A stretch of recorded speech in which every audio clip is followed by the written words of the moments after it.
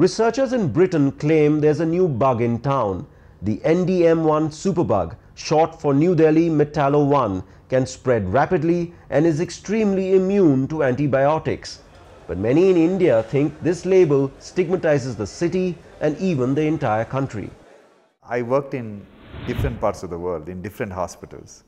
And resistant bacteria are common in every hospital, in every intensive care unit.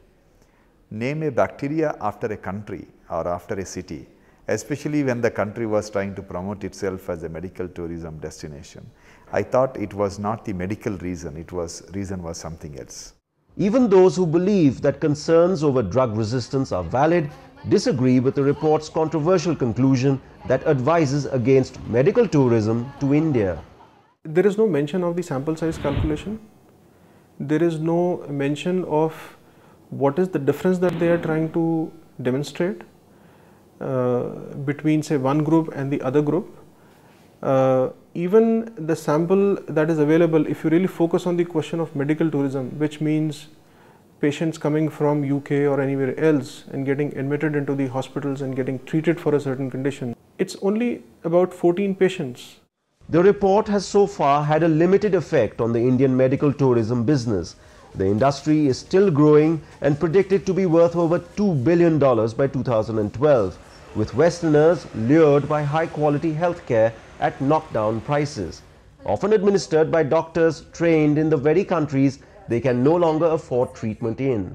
I talked to several different people who have been to India, some to New Delhi, some to other places, and they've all just loved it.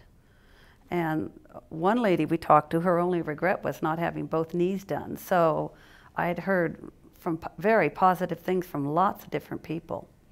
So I thought, well, I have to do this. 60-year-old Kimberly Schmeckley is recovering from knee replacement surgery on both her legs. The cost of the entire trip came to under $20,000. A similar operation in the US would have set her back by almost $150,000. And many are now following suit. Our international arrivals, particularly from the developed world, are up by about 35% over last year.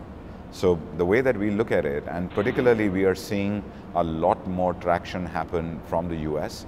We are seeing many more patients come from the European Union.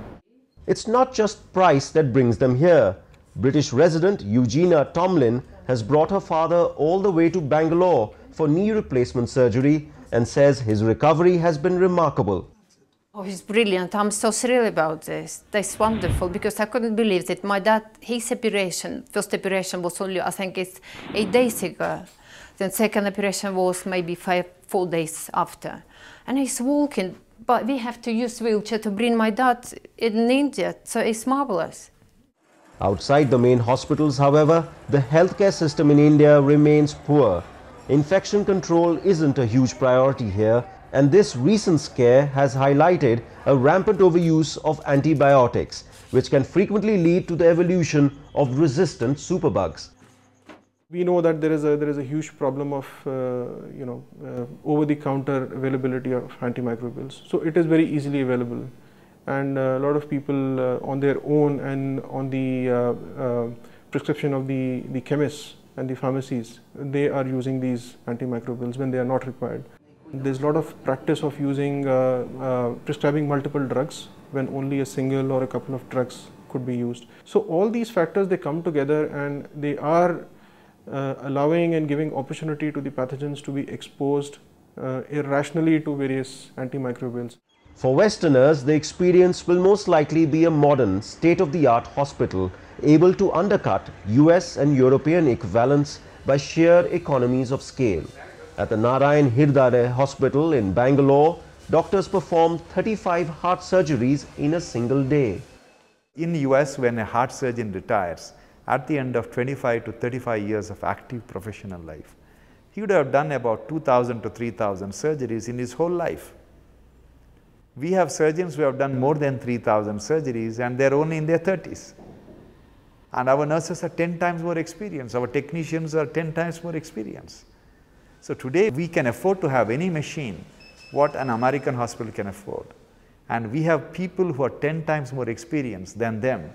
This hospital now sees patients from over 74 countries and like the wider medical tourism industry, seems not to have suffered too many ill effects from the scare.